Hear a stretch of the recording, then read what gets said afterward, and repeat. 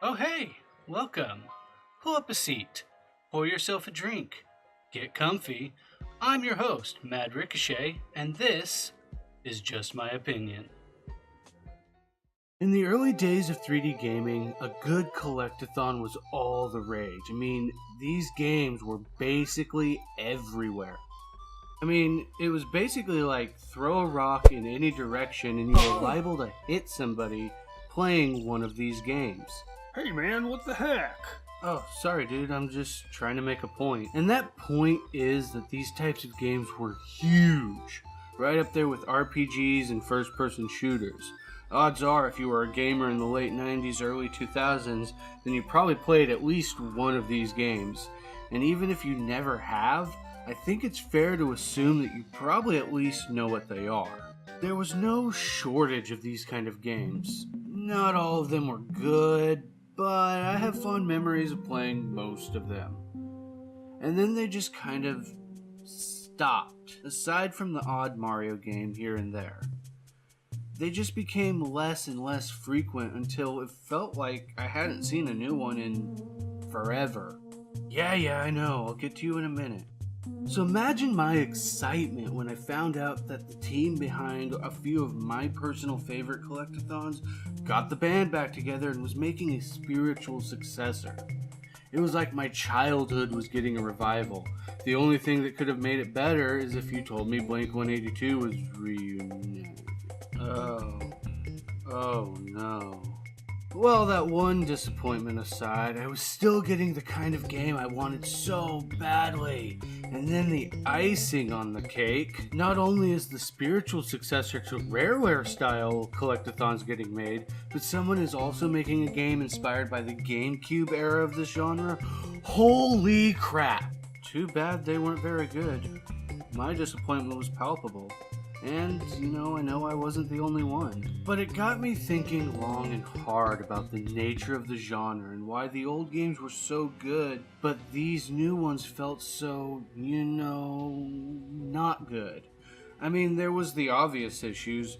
Ukulele was a bit of a bore, and A Hat in Time was so schizophrenic with its design choices that it simply failed to deliver on a cohesive core experience. But it didn't feel like it was just that. I felt there was a little bit more to this narrative. And at long last, I think I have figured out why it seems like it is so impossible for a game to deliver on a fun, collectathon experience. I said I'll get to you in a minute. I'm gonna do a thing later in the video. Wait your damn turn. Now where was I? Oh right, I think I have figured out why it seems so impossible for a game to deliver on a fun, collectathon experience.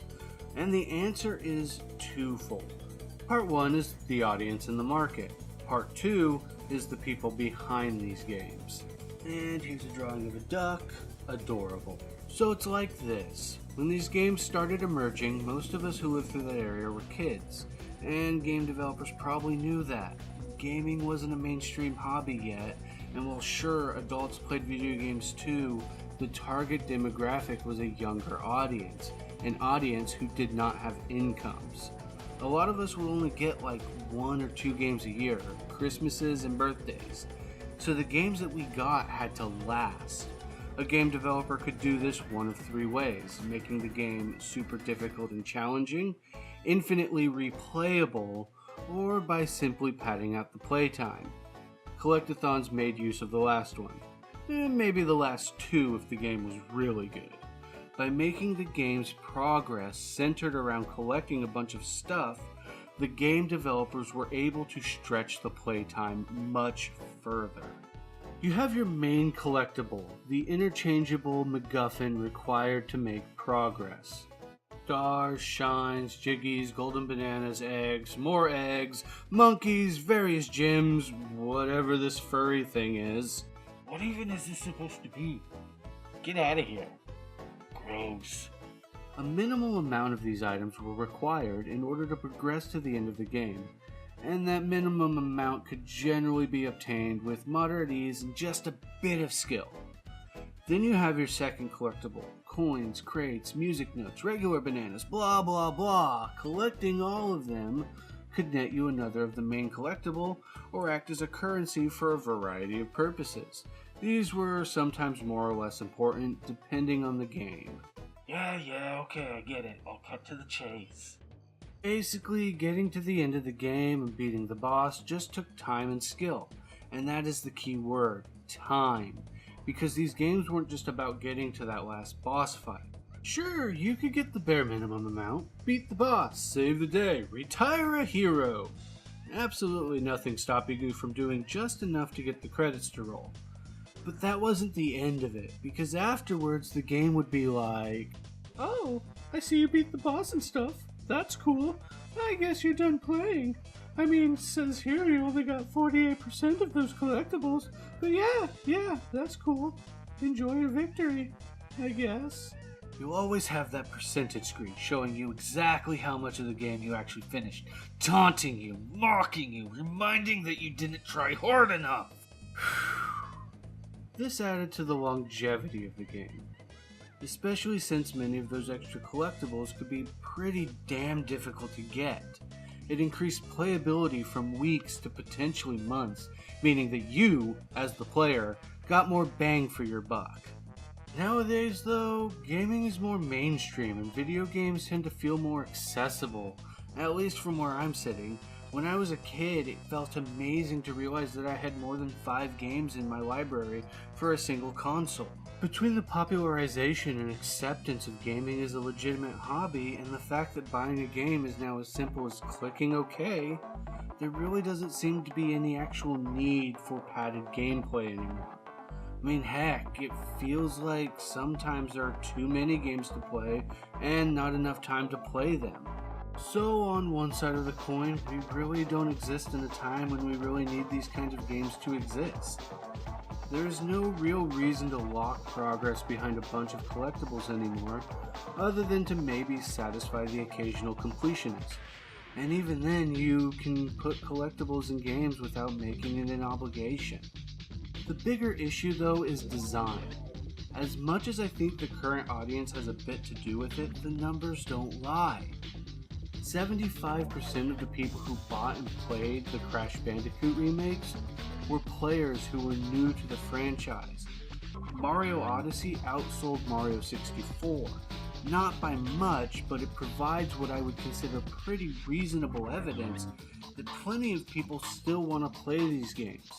The bigger issue is that many developers seem to have forgotten a key aspect of what made those old collectathons so fun. I don't envy the task that was placed upon game devs back when 3D graphics were becoming the industry norm. To have to take something that had traditionally been 2D and completely turn it on its head with the introduction of a third dimension is crazy. And it is there that the real genius of those old collectathons lay. They took something that was pretty much universally recognizable among gamers, the platformer, and translated it into the third dimension. And they did this a couple ways. You could go the Sonic route and essentially make these big fancy 3D racetracks, which ended up being largely hit or miss. You could be like Crash and create long hallways full of obstacles and continue the tradition of having a clear beginning and end of the level for each level, an often emulated design choice that is rarely gotten right. Or you could do like Mario 64 and have a big, wide open playground full of things for the characters to do, but that doesn't really lend itself well to the traditional platformer design. You can't make those big environments and still have the finish line at the end of each level. So the developers came up with an elegant solution.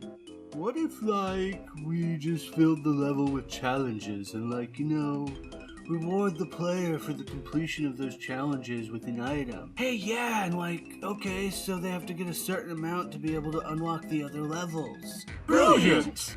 But what happened is that over time, game developers seem to have forgotten that those collectibles were just a way to give the player a goal line within this big 3D platforming theme park they created.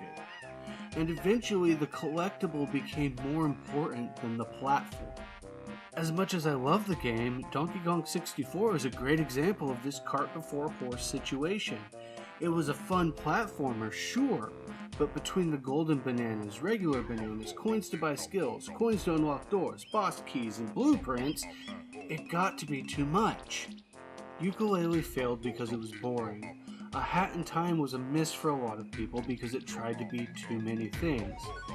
Meanwhile, Nintendo keeps putting out... I said... Nintendo keeps putting out fun and successful collectathons because they remember that the collectibles are just a gimmick. The collectathon is just the subgenre. Take the stars, the shines, the moons, and the coins out of any of those games, and you still have a fun and creative platforming adventure. At the end of the day, I think the issue definitely lies more with the people making these games failing to understand the core concepts that made them amazing in the first place.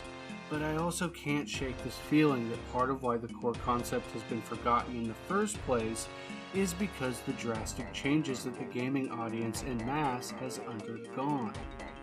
Different types of games are desired, and the amount of games available to people makes it that much harder to dedicate time to a single title unless it is something truly special.